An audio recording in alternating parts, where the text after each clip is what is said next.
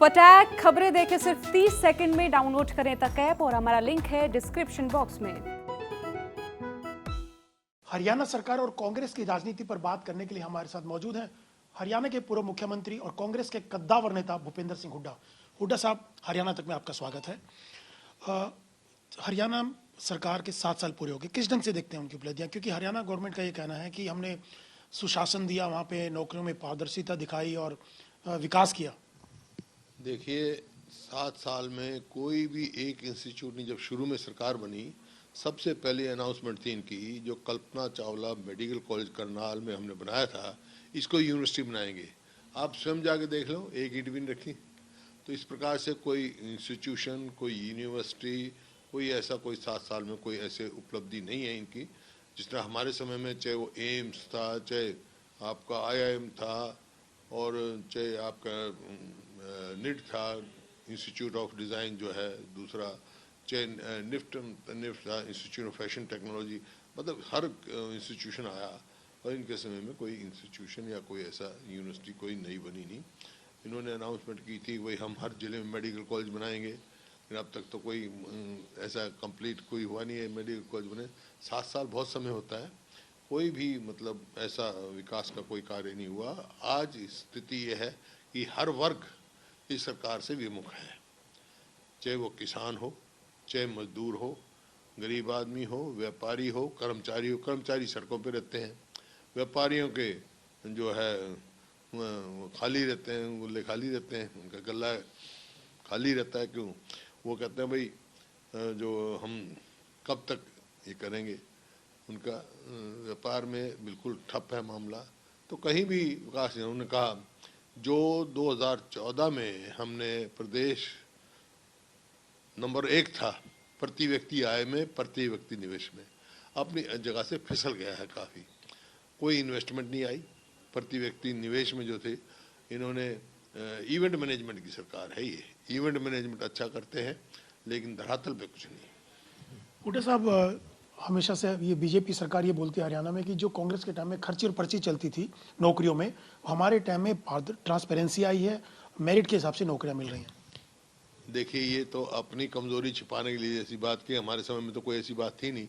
इनके समय में तो अटैचियों में पैसे, नौकरियां ऐसे बिकी हैं जैसे परचून की दुकान पे परचून बिका। और ये प्रत्यक्ष को प्रमाण की जरूरत नहीं। हरियाणा पब्लिक सर्विस कमीशन के दफ्तर में करोड़ों रुपए अटैची के मिले हैं। तो आप देखते हो उनकी लिस्ट मिली है किस किस के हैं, सब आपके सामने है। और इसी वास्ते हमने मांग की थी भाई हाई कोर्ट की जज की सुपरविजन में, देख रेख में CBI की इंक्वायरी की जाए, ताकि दूध का दूध पानी का पानी हो जाए। तो लेकिन क्यों सरकार संकोच कर रही है, इसका क्या मतलब है? किसी को संरक्षण देना चाहते हो?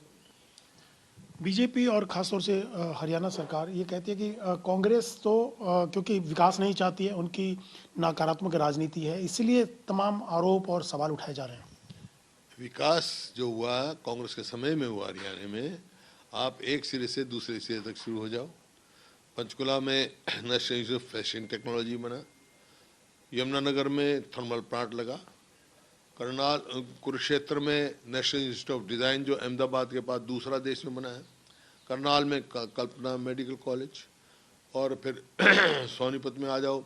सोनीपत में राजीव गांधी एजुकेशन सिटी, जिसमें IIT का भी वो है, और आप अशोका यूनिवर्सिटी है, और आप फिर खानपुर में महिला मेडिकल कॉलेज, महिला यूनिवर्सिटी। फिर आप वहाँ से सोनीपत से चले जाओ फरीदाबाद में मेडिकल कॉलेज, फिर मेवात में जाओ वहाँ मेडिकल कॉलेज, और फिर गुड़गांव में चले जाओ देश की पहली डिफेंस यूनिवर्सिटी, रेवाड़ी में इंदिरा गांधी यूनिवर्सिटी और सैनिक स्कूल। आप महेंद्रगढ़ में जाओ सेंट्रल यूनिवर्सिटी हुआ। फिर वहाँ से आप झज्जर आ जाओ, झज्जर में एम्स और आपका कैंसर इंस्टीट्यूट जो देश का सबसे बड़ा इंस्टीट्यूट है। इसी प्रकार से अगर आप रोहतक आओगे तो ये जो visual and performing arts university जो मेडिकल कॉलेज था उसको मेडिकल यूनिवर्सिटी बनाने का काम किया, और IIM आया। इसी प्रकार से आप जींद जाओ, वहाँ तो रणबीर सिंह के नाम से यूनिवर्सिटी, भिवानी में जाओ चौबे बंसीलाल के नाम से यूनिवर्सिटी और मेडिकल कॉलेज उस टाइम सेंक्शन कराया। सिरसा जाओ तो आप देख रहे हैं कि वहाँ पर जो है जो एक छोटी सी यूनिवर्सिटी थी चौधरी देवीलाल के नाम से आज राष्ट्रीय स्तर की यूनिवर्सिटी है। फतेहाबाद में आप आओ तो न्यूक्लियर पावर प्लांट लगा है वहाँ गोरखपुर में, और 4 हमने थर्मल प्लांट लगाए। तो ये एक भी बता दे, एक भी यूनिट कहीं बिजली की बढ़ाई हो, कोई बड़ा इंस्टीट्यूट लेके आए हों जिस तरह मैंने गिनाए हैं। तो और विकास क्या, ये सड़कें जितनी हैं नेशनल हाईवे वो हमारे समय की मंजूर की हुई हैं, उस टाइम की बनी हुई हैं। तो विकास तो इन्हीं चीज़ का होता है। खिलाड़ी खेल खिलाड़ियों में देख लो, हरियाणा सबसे नंबर 1 था। 2010 में जब ये हुए कॉमनवेल्थ, 38 गोल्ड मेडल में से अकेले 22 हरियाणा के थे। ओलंपिक्स में भी हम 6 में से 4 हमारे। तो इस प्रकार से खिलाड़ी भी अब डिमोरलाइज्ड है, हर वर्ग इस सरकार से विमुख है। और आप नौकरियों का तो हिसाब देख रही हो, मैंने बता ही दिया आपको। तो कहीं भी एक ऐसा वो नहीं है। इनका घोषणा पत्र उठा के देख लो आप, 14 का देख लो, 19 का देख लो, एक भी वायदा पूरा नहीं किया। मतलब 19 में तो जेजेपी के साथ मिला। जब चुनाव में एक तो कहता था हम 75 पार जाएंगे, 75 पार करेंगे बीजेपी, जेजेपी कहती थी इनको यमुना पार करो, और जो चुनाव के बाद जो है ना अपने स्वार्थ में यार बन गए दोनों लोगों को। जिस प्रकार से आज जितना भ्रष्टाचार सीमा पर है हरियाणा में, आपने कभी देखा नहीं होगा। तो मतलब ये कह सकता हूँ विफल सरकार है।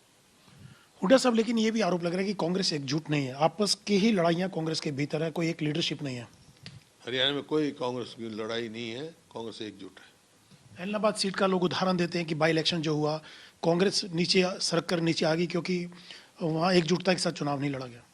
नहीं, चुनाव लड़ा गया ये अलग बात है भाई। पार्टी फैसला करती है उम्मीदवार का, उम्मीदवार ने कोई प्रयास नहीं किया, तब तक उम्मीदवार खुद ना प्रयास करेगा। बाई इलेक्शन में जैसे बड़ौदा भी बाई इलेक्शन हुआ, पार्टी जीती।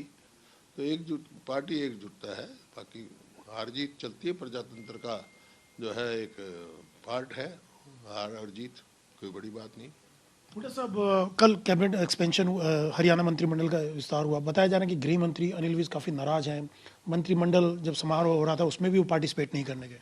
पता नहीं, वो तो अंदरूनी मामला है, लेकिन 2 मिनिस्टर कल बने हैं, एक तो बबली और देवेंद्र बबली, और दूसरे अपने गुप्ता जी, कमल गुप्ता जी। जहाँ तक मिनिस्टरों का व्यक्तिगत सवाल है, व्यक्तिगत कोई बात नहीं करता, मेरी शुभकामनाएं हैं। लेकिन जब 12 मिनिस्टर कुछ नहीं कर सके तो 14 क्या करेंगे। हुड्डा साहब, किसान आंदोलन की अगर बात करें, किसान आंदोलन खत्म हो गया है, सरकार का कहना है सारी मांगे उनकी मान ली गई हैं। क्या आपको लगता है इससे फ़ायदा होगा बीजेपी को, क्योंकि चुनाव भी हैं, चाहे यूपी हो, पंजाब हो, मणिपुर हो, तो आपको लगता है कि इससे बीजेपी ने सही फैसला लिया है? देखिए, जहाँ तक किसानों का सवाल है, उनकी मांग जायज़ थी, और किसानों के उसमें जो है राजनीतिक लाभ और नुकसान मैं नहीं देखता हूँ। ये तो उनकी बात थी कि किसान जो है देश का पेट पालता है, प्राथमिकता देनी चाहिए। वो जो कानून बने थे वो उनके हित में नहीं थे, कुछ थे कुछ, लेकिन ओवरऑल जो है किसान के हित में नहीं थे। तो इतना लंबा आंदोलन मैंने तो जीवन में देखा नहीं, क्योंकि उनकी रोजी रोटी का सवाल था। तो आपको लगता है कि जो आंदोलन खत्म हुआ है, जो उन्होंने रिटर्न में सब चीज़ें ली हैं किसानों ने, वो मांगे उनकी पूरी हो जाएंगी और चीज़ें आगे बढ़ेंगी अब किसानों की बेहतरी के लिए? देखिए, जब ये कानून बने उसी समय सोचना चाहिए था, वापस लेना चाहिए था, लेकिन चलो देर आए दुरुस्त आए। It is better to be late than never. ये फैसला किया, वो कानून वापस लिए गए, और जो वायदा था कि 2022 तक किसान की आमदनी दुगनी करेंगे, वो तो कहीं नज़दीक भी नहीं। लागत तो बढ़ गई, डीजल की कीमत बढ़ गई, खाद की बढ़ गई, पेस्टिसाइड्स की बढ़ गई। जैसे हमारे यहाँ तो उस टाइम ना पेस्टिसाइड पर टैक्स था हरियाणा में, ना खाद पर था, अब हर चीज़ पे टैक्स लग गया, टैक्स पे टैक्स लग गया। लागत तो बढ़ गई, कीमत बढ़ गई, आमदनी घट गई। हरियाणा में एमएसपी भी नहीं मिलती है, बाजरे की बर्बादी हुई, एमएसपी तक नहीं मिली, इस तरह धान में, और घोटाले पे घोटाला ही हो रहा है। धन्यवाद हरियाणा तक से बात करने के लिए। ये थे भूपेंद्र सिंह हुड्डा, हरियाणा के पूर्व मुख्यमंत्री। हरियाणा तक के लिए अशोक सिंघल, दिल्ली।